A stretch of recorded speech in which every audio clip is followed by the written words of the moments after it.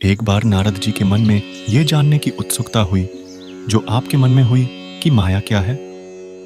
तो वे भगवान विष्णु के पास गए और उनसे माया का भेद बताने की प्रार्थना की। भगवान विष्णु उन्हें एक जंगल में ले गए और थोड़ी दूर चलने के पश्चात भगवान विष्णु ने कहा, नारद जी, मुझे प्यास लगी है, कृपया क्या आप मेरे लिए पानी की व्यवस्था कर दोगे? मैं यहीं रुकता हूं। नारद जी जंगल में पानी ढूंढने निकल पड़े और उन्हें आगे चलकर एक जंगल में एक गांव दिखा और वे उस गांव में पानी की तलाश करने लगे। वहां उन्हें एक झोपड़ी दिखाई दी और उस झोपड़ी में एक बहुत ही सुंदर स्त्री थी। उसे देखकर नारद जी के मन में उनके प्रति प्रेम उत्पन्न हो गया और वे उस स्त्री से विवाह करने की इच्छा करने लगे।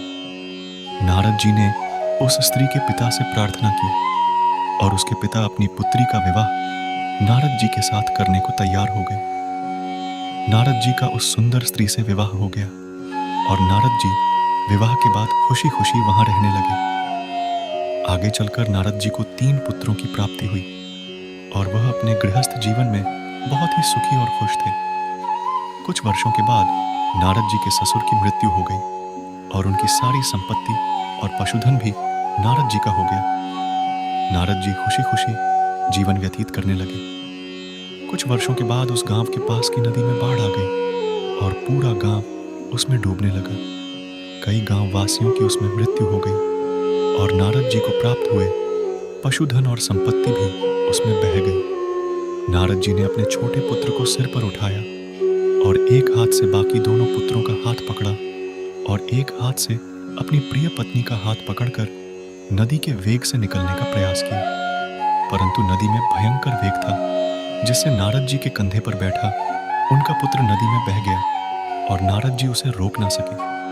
इसे देखकर नारद जी विलाप करने लगे।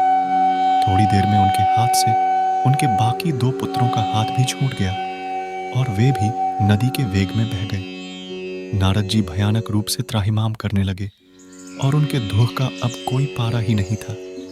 और थोड़ी देर बाद नारद जी के हाथ से उनकी प्रिय पत्नी का हाथ भी छूट गया और वह भी नदी के वेग में बह गई। अब तो नारद जी के ऊपर मानो दुखों का पहाड़ ही टूट पड़ा हो जैसे। खैर, जैसे तैसे नारद जी अंत में उस नदी को पार कर गए और किनारे पर मिट्टी में दुह के मारे लौट-पोट हो गए और दुखी होकर बैठ गए। उनकी आंखों से अश्रु की धारा बहने लगी। तभी उनकी पीठ पर एक कोमल हाथ का स्पर्श हुआ। उन्होंने पीछे मुड़कर देखा तो भगवान विष्णु खड़े थे और उन्होंने कहा, वत्स, कहाँ खोए हो? मैंने तो तुम्हें पानी लेने भेजा था। आधा घंटा हो गया, तुम आए नहीं और मैं प्यास से व्याकुल हो रहा हूं। यह देखकर नारद जी हैरान हो गए कि उनकी जिंदगी के तो 12 वर्ष इसी में गुजर गए और भगवान विष्णु के लिए तो ये मात्र आधा घंटा था केवल। तब नारद जी को भगवान विष्णु ने ज्ञान दिया कि हे वत्स, तुमने जानना चाहा था ना कि माया क्या होती है। यह होती है माया कि तुम करने क्या गए थे और करने क्या लगे, परंतु अंत में तुम्हें समझ आया कि जो करने निकले थे वो ही सही मार्ग था।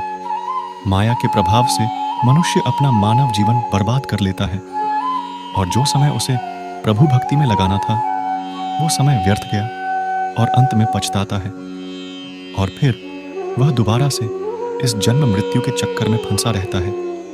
माया मन को भटकाती है और मनुष्य का समय व्यर्थ करती है। मनुष्य माया के प्रभाव से निरंतर जन्म मृत्यु के चक्कर में पड़ा रहता है। जब मनुष्य का अंत समय आता है तब उसे यह ज्ञान होता है कि उसका कोई था ही नहीं और अब उसके साथ कोई जाएगा भी नहीं।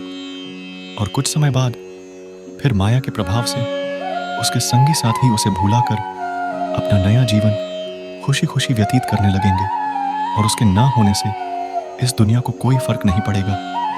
इसीलिए भगवान विष्णु ने कहा है, ना किसी के खोने का दुख करो और ना किसी के मरने का शोक मनाओ। व्यर्थ चिंता मत करो और अपना कर्म करो।